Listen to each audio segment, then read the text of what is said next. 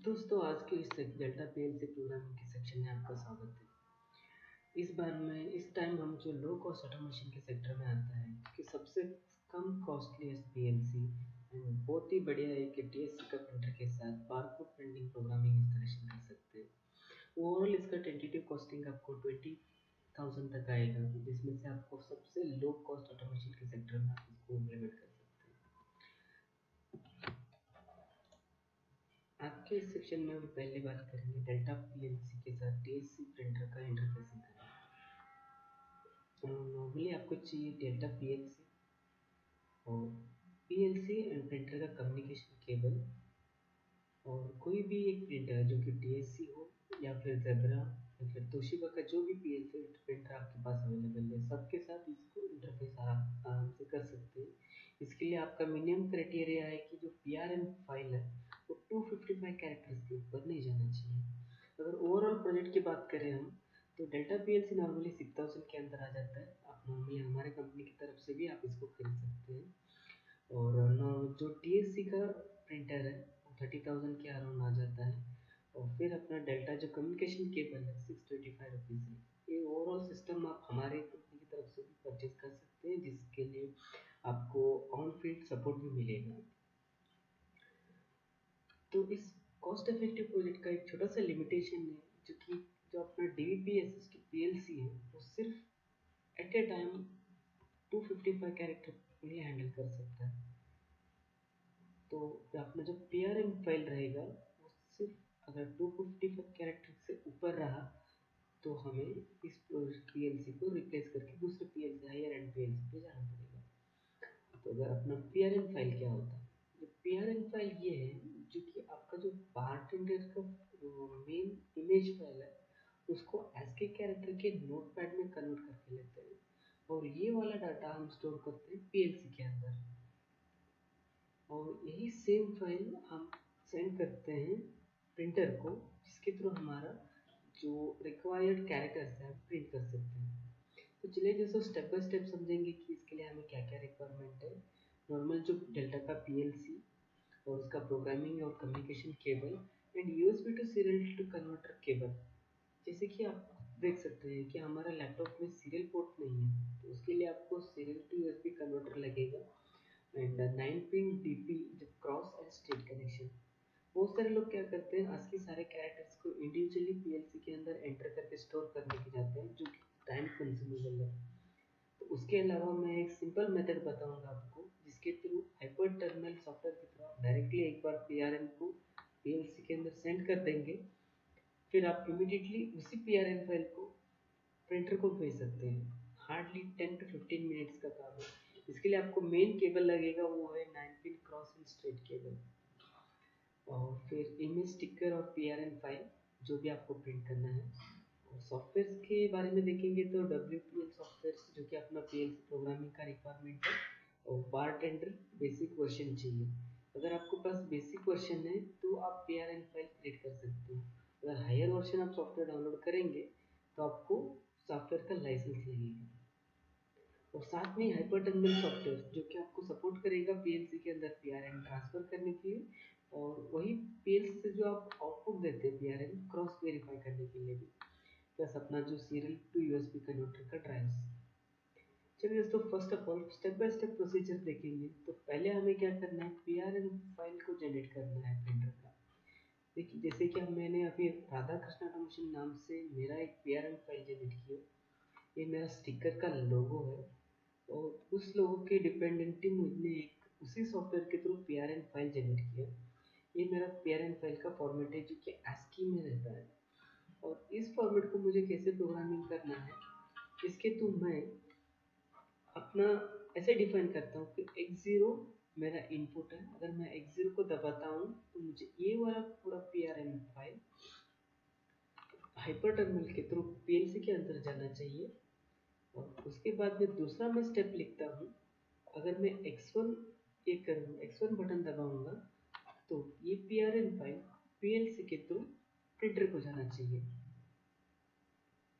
इन दोनों के ट्रांजिशन में क्या होता है, अगर आप पीआरएन फाइल को प्रिंटर से सॉरी PRM फाइल को कंप्यूटर से अगर PLC के अंदर डाल रहे हैं तो आपको RSTX वाला केबल क्रॉस में चाहिए। और जिस वक्त आप PLC के थ्रू प्रिंटर के दोस्तों अगर आप ओवरऑल देखा जाएंगे तो जो PRM फाइल है हम पहले सबसे पहले इसको हम PLC में शेयर करेंगे और उसके बाद में सेकेंड स्टेप अपना रहेगा वही सेम फाइल हम RS के थ्रू प्रिंटर को सेंड करेंगे। तो इसके लिए सबसे पहले हमें प्रोग्राम लिखना पड़ेगा और मेन चीज़ है इन दोनों के ट्रांसमिशन के वक्त जो कम्युनिकेट केबल है सीरियल पोर्ट का क्रॉस और स्ट्रेट आर एक्स और टी एक्स यानी कि transmission and receiver terminal should be cross. तो पहले हम देखेंगे कि अब उसके पहले प्रिंटर और पीएलसी का कम्युनिकेशन के पैरामीटर सेट करने पड़ते हैं।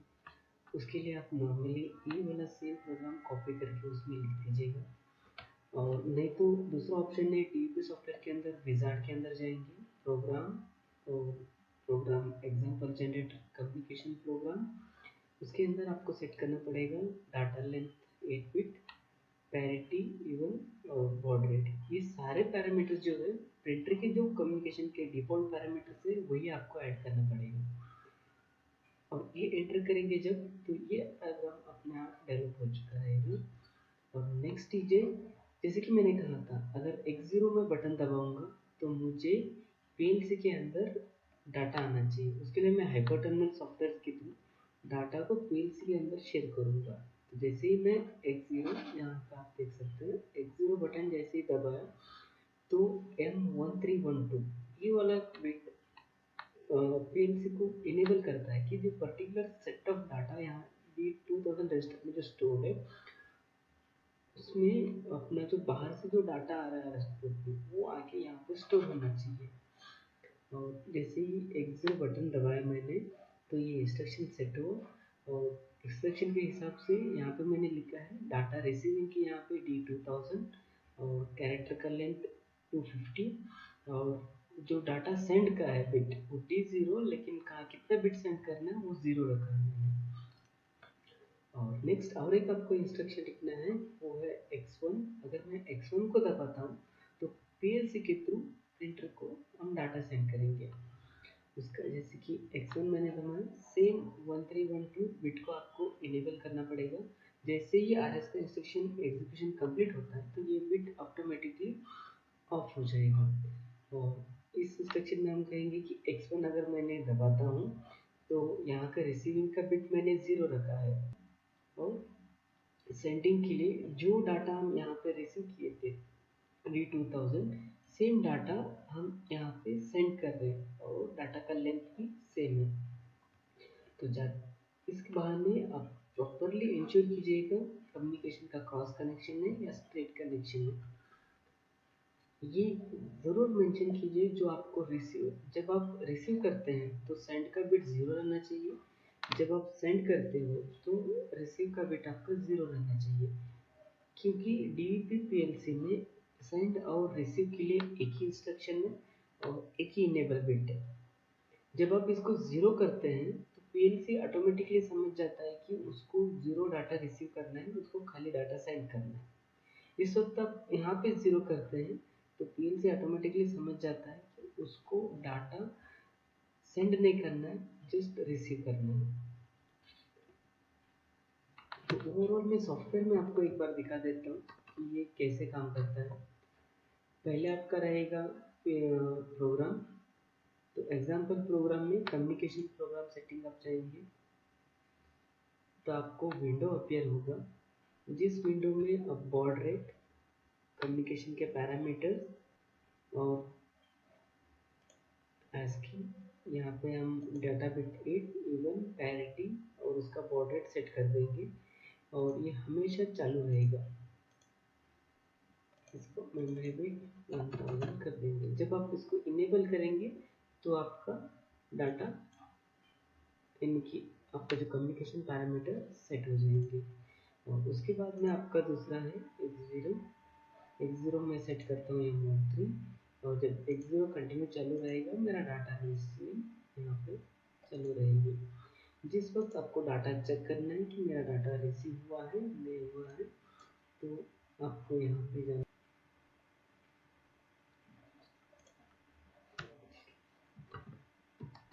वापस हमारे प्रेजेंटेशन पे आ जाते हैं हम लोग। और एडवांस सेक्टर पे आपको क्या करना पड़ेगा, जब भी आपके ASCII कैरेक्टर से इन पैरामीटर इनकी जो भी डेट टाइम रहेंगे। दोस्तों ओवरऑल अगर देखा जाए, जब आप प्रिंटर ये वाला ऑप्शन आप कर देंगे, उसके बाद में आपको जो PRN आपने फाइल डाउनलोड किया है वो आपको प्रिंट में आ जाएगा।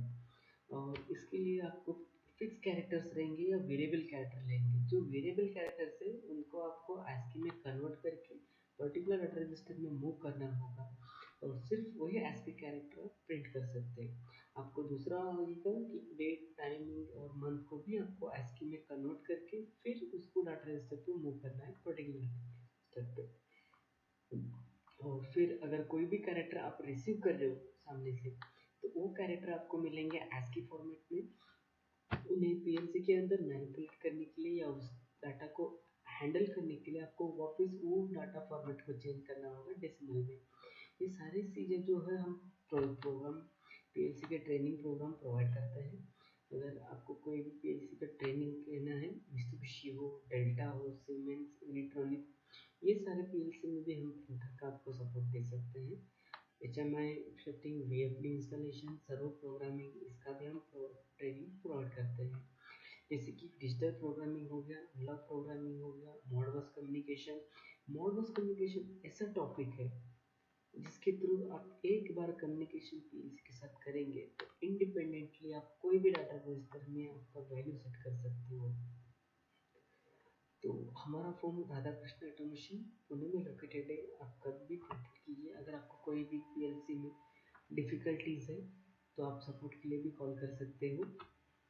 और आपको कोई प्रोजेक्ट है, डिफ़िकल्ट प्रोजेक्ट जो भी रहेगा, या servo multiple access PLC base पे लो कॉस्ट में ऑटोमेशन का आपका काम है, तो आप कॉन्टेक्ट कीजिएगा। और प्लीज़ सब्सक्राइब। आपका एक सब्सक्रिप्शन हमारे लिए बहुत बढ़िया सपोर्ट रहेगी। वीडियो में कमेंट करके बताइएगा कि आपको और क्या क्या चीज़ों की ज़रूरत है। अगर आपको फ्यूचर में सपोर्ट चाहिए, डाटा कन्वर्शन कैसे करना है और कहाँ पे आपको डाटा मिलेगा, तो कोई PLC, HMI या केबल की आपको रिक्वायरमेंट रहेगी तो आप डायरेक्टली कॉल कर सकते हैं, या फिर आप कमेंट बॉक्स में कमेंट कीजिएगा, हम आपको तुरंत रिप्लाई देंगे। Thank you. शुक्रिया।